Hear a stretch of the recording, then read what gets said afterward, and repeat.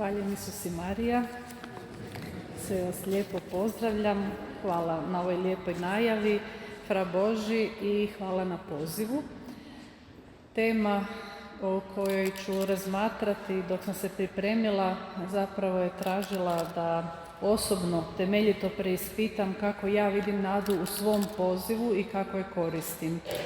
Vrlo često promatramo svoju struku kroz nekakve informacije koje mi kao stručnjaci moramo znati, ali kad sam razmatrala ovu temu nade, shvatila sam koliko je ta tema važna za naš život i kako uopće ne možemo živjeti bez nade. I ta nada se čak i psihološki razvija od samog rođenja i prije rođenja. Prije rođenja dijete osjeti da je zaštićeno od majke. Nakon rođenja do 2. godine novorođenče ne može preživjeti bez dodira. Možete ga hraniti, možete ga staviti spavati, ali ako nema dodir, ako nema kontakt, dijete ne može preživjeti. Znači ne može preživjeti. I te prve 2 godine razvija se povjerenje. I vrlina koja ide i vrijednost koja ide iz tog povjerenja je zapravo nada. I dijete koje je dobro zbrinuto u toj novorođenačkoj dobi lakše stvara i živi s nadom u životu. Naravno, mi nismo osuđeni ako te naši prvi dani nisu dobro posloženi, ako nismo dobili dobru njegu. Naš život nije osuđen na propast, jer čovjek nije jednostavno biće. Čovjek je biće koje je jedna cjelina i tijela, i psihe, i duha. I svaki od tih dijelova ima svoju ulogu u stvaranju nade. Naše tijelo je napravljeno po principu da vrijede zakoni koji omogućuju tijelu da preživi, da se izbori sa svim teškoćama. Kad nas napadnu virusi, bakterije, bolesti ili nešto, naše tijelo već je programirano da se ozdravi. Mi imamo senzore koje nikakva medicina nema. Naše tijelo točno zna kada raste temperatura, kad se snizuje, kad smo gladni, nismo gladni. Znači, naše tijelo već ima u sebi jedan program nade koji, bez obzira smo mi njega svjesni, nismo svjesni, on funkcionira. Psihološki, ta nada se razvija od naših roditelja, od onoga ko se brine za nas, i osjećaj da neko o nama brine stvara jedan važan temelj nade. Ali to nije sve, jer čovjek se može nadati i onda kad su svi protiv njega. Kada okolina nije bila dobronamjerna od samog početka, čovjek ima taj neki osjećaj za cjelinu, ima jedan dar koji ne ovisi o drugim ljudima. Nas nisu na svijet donijeli naši roditelji na način da su nas oni osmislili. Mi smo samo preko njih došli. Nas je osmislio netko drugi. Nas je zamislio neko drugi. I upravo to jedno dubinsko iskustvo da smo povezani sa jednom velikom cjelinom, da je svijet postojao prije nas, da svijet postoji poslije nas, taj jedan egzistencijalni stav otvara cijelo jedno neograničeno polje snage koja je izvor nade. Frankl je jako puno pričao o smislu i kako je smisao posljedica duhovne dimenzije koja je nama darovana. Nismo je dobili od roditelja, nego smo je dobili od Boga. I ta povezanost s Bogom je prisutna od samog rođenja i ne ovisi o tome koliko se dobro izražavamo i kakav je naš život i kakve su naše okolnosti. Taj odnos s stvoriteljem je izvor neograničene ljubavi. I duhovna dimenzija može kompenzirati i nadići sve muke s kojima se u životu suočavamo. Nitko od nas ne može proživjeti ovaj život da se ne suoči sa mukama koje jednostavno su dio našeg života. Moramo se nositi sa vlastitim ograničenostima i suočiti se s time da jako puno toga ne možemo. Da jako puno toga ne ovisi o nama, da ovisi o drugima, da smo mi osuđeni na neku patnju zato što neko drugi čini nešto loše. I jednostavno preko te granice ne možemo preći, ne možemo nikoga natjerati da bude dobar, iako nam se čini, evo u bračnom savjetovalištu je to nekako vrlo često tema, pa kad bi činio nešto dobro za nas, za našu djecu, za naš brak i tako dalje, ja bi bila dobra, sve bi bilo dobro. Ali mi ne možemo drugoga natjerati, niti ga inspirirati, niti mu objasniti da neki moj način je najbolji način. Osim toga, ako se hoćemo suočiti s istinom, moj način sigurno nije najbolji način. Ja sam uvijek negdje u svojoj ograničenosti, moram priznati da sam sebična jer je to po mojoj prirodi. Ja ne mogu shvatiti više od onoga što mi je dano. I moramo biti dovoljno ponizni da shvatimo da stvarno reagiramo primarno iz sebičnosti, a onda ako se otvorimo duhovnoj dimenziji, ako prihvatimo ono božansko u sebi, mi tek onda postajemo dobri. I u definiciji psihološkog zdravlja je zanimljivo kada smo mi zdravi. Kada vodimo računa o sebi, o drugome, o situaciji. Znači, ne možemo ignorirati nešto i da to bude dobro. To nas uvijek kasnije, prije ili kasnije košta.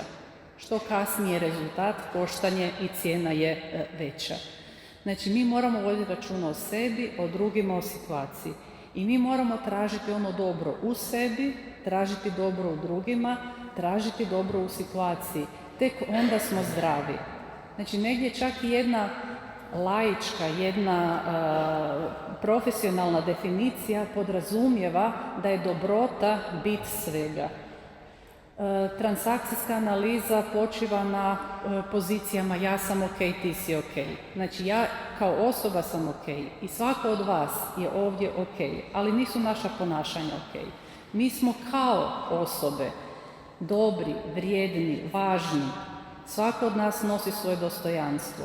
Mi se možemo suprotstaviti nečijem ponašanju, ali osobu samim njezinim postojanjem moramo poštovati. I onda tu o pitanju od začeća pa do smrti, tu se onda otvara jako puno važnih tema gdje je nada temelj kako ćemo procijeniti što trebamo učiniti. Ako idemo iz psihofizičkog kuta gledati, mi uvijek možemo biti sebični i možemo uvijek odustati jer ja lakše ću podnijeti da neke stvari ne radim i ne trudim se, nego potruditi se za druge i ići u rizik. Znači, najlakše je odustati. Ali iz nekog razloga ljudi u sebi nađu načina, nađu snagu da se bore za nešto više, da traže više, da ne ostanu na onome što je sada i da ne reagiraju s povrijeđenosti, nego da nadiđu tu povrijeđenost i posvete se nečem što je vrijednije od njihovih osjećaja, njihovih, odnosno naših doživljaja, naših uspjeha kojima se želimo dokazati. Mi možemo puno više. I čim nadiđemo taj psihofizički dio, mi smo zapravo odmah u duhovnoj dimenziji. I ta duhovna dimenzija uvijek podrazumijeva prkos. Uvijek podrazumijeva prkos, jer mi prkosimo nekim zakonitostima fizike, psihofizičkog i tako dalje i usmjeravamo se na nešto da može biti bolje. Znači, naša svijest da nešto može biti bolje, da imamo viziju, da se trudimo, da naš trud ima nekog doprinosa, je prkos onom negativnom, prkos onome gdje smo povrijeđeni, prkos svim onim mukama koje nas ne zaobilaze. Mi ne podnosimo muke po zaslugama, onaj koji je bolji manje muka, onaj koji je lošiji više muka. Svatko od nas rješava svoje zadatke i odgovara na život onoliko koliko zna i može i kako se uspije snaći. Uvijek je za odraslu osobu prvo pitanje kako ću ja kao odrasla osoba preuzeti odgovornost za sebe. Kako ću sama sebe zaštititi. Neće mene zaštititi ni moj muž, ni moja djeca, niti šef na poslu, niti svećenik, niti crkva, niti političari, niko neće mene zaštititi, ja moram prvo to napraviti kao osoba sama. A onda ako neko hoće meni pomoći, ako neko želi, to je nešto na čemu ja trebam biti zahvalna, jer to ljudi ne moraju, to je izbor. I Bog nam je dao slobodu. I ta sloboda je prkos da mi nećemo biti sebični, nego ako ja želim nešto od drugih pozitivno, onda sam pozvana i sama učiniti nešto pozitivno i nešto dobro za druge. Zašto ima smisla doći u obiteljsko savjetovalište i kako to ima smisla ako je duhovna dimenzija svakome od nas na raspolaganju u svakom trenutku?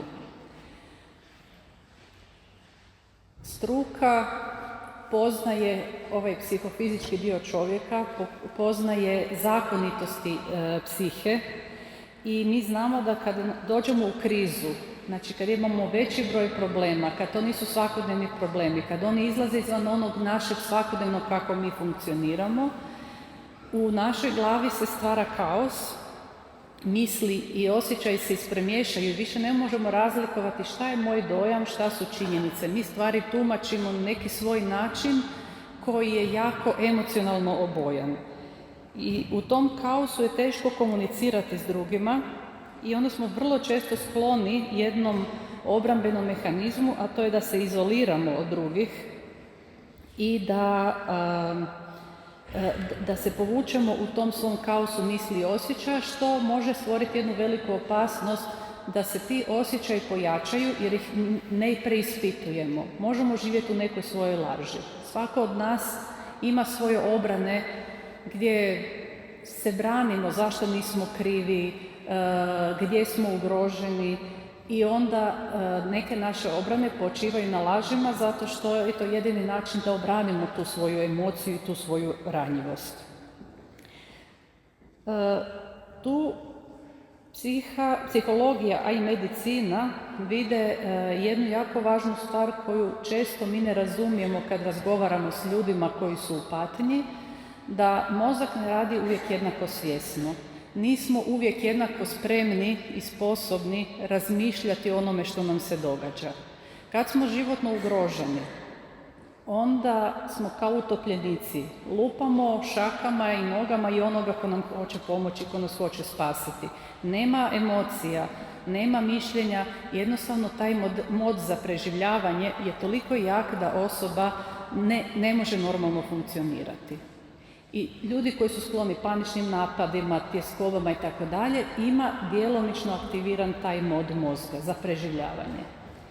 Jedan drugi mod mozga je kad smo mi jako u emociji, kad imamo jake strahove, ljutnje, onda imamo sužen način gledanja na situaciju i zaokupirani smo izvorom straha, izvorom onoga što nam je opasnost i ne vidimo druge opcije. I tu sad je teško razgovarati s osobom koja stalno vrti jedno te isto i ne miče se iz te svoje priče. Neki ljudi stvarno imaju po cijele dane automatske negativne misli i ne mogu ih ugasiti. Ne znaju taj klik, kako prekinuti i kako reći dosta, ima i nešto pozitivno. I da bi mi mogli početi razmišljati o tome što nam se stvarno događa, koje su opcije, kako izaći iz neke mučne situacije, mi moramo sebi pomoći izaći iz tih stanja. Struka tu može pomoći jer neko ko vas promatra, a ima s tim iskustva, može znati da li ste vi sada u stanju samo preživljavanja i vraćanja u osjećaj sigurnosti, jeste li samo jako emocionalni ili stvarno imate neku predrasudu, neku fiks ideju s kojom jednostavno nećete izaći van iz te svoje situacije. Tako da struka može pomoći osobi u pronalaženju nade jer miče prepreke. Ali nadu možemo naći jedino sami i to je isključivo naš osobni izbor. Ja ne mogu reći da je moja nada nešto što se neko drugi nadao.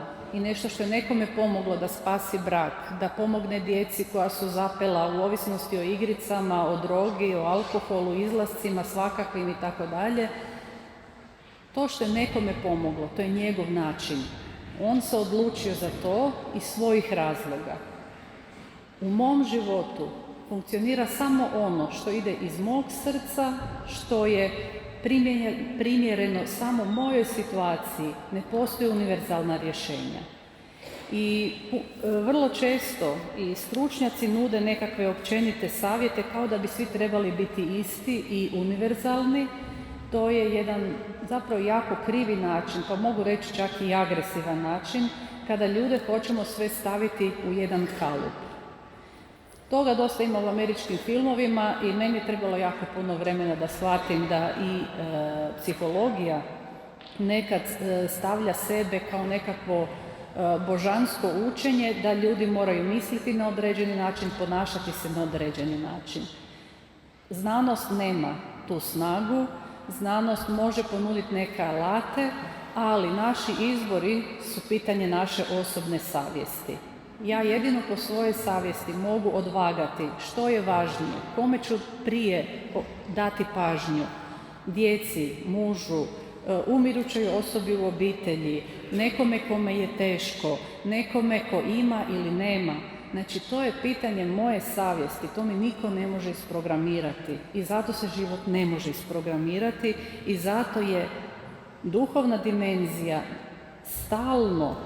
stalno prisutna u našem životu, na dobar ili na loš način. Ako mi odustanemo od duha i ako pustimo da nas naša ranjenost vodi, onda se na naše rane i na našu povrijeđenost počinje lijepiti svakakve loše stvari. I u našem savjetovalištu mi surađujemo i sa svećenikom i svećenicima, jer neke stvari se ne mogu razdvojiti. Opraštanje nije samo psihološki proces, opraštanje nije samo duhovni zadatak. To je proces koji je tako kompleksan da u njemu sudjeluje cijela osoba. Kako oprostiti kad nas neko povrijedi, kako izaći iz onog moda da se mi osvećujemo, da vraćamo, da ne želimo dozvoliti drugoj osobi da nam više pristupi, mi je udaljavamo od sebe, tjeramo i na taj način sebe kao štitimo. Mi mislimo da smo tu osobu kaznili, a mi sebi ne damo živjeti. Mi moramo cijelo vrijeme vagati.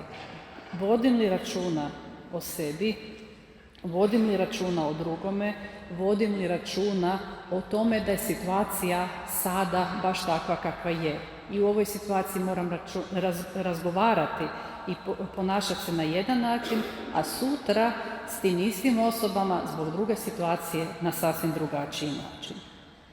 Sva rješenja moraju uvijek biti specifična za situaciju i tu je onda jedino duh i duhovna dimenzija onaj koji nam pomaže da donesemo ispravnu odluku. Jedino iz perspektive nade i iz perspektiva naše duhovne dimenzije mi možemo gledati malo ispred i malo šire. Ne gledamo samo sadašnji trenutak, nego možemo vidjeti cjelinu. A u cjelini, evo to nam je jako profesor Tomislav Ivančić naglašavao, transcendentali, znači bit svega, bitak je jedan, znači sve je povezano, istinit, u njemu je samo istina, mi tražimo istinu i možemo dobiti komadić istine i nadu dobivamo u obrocima.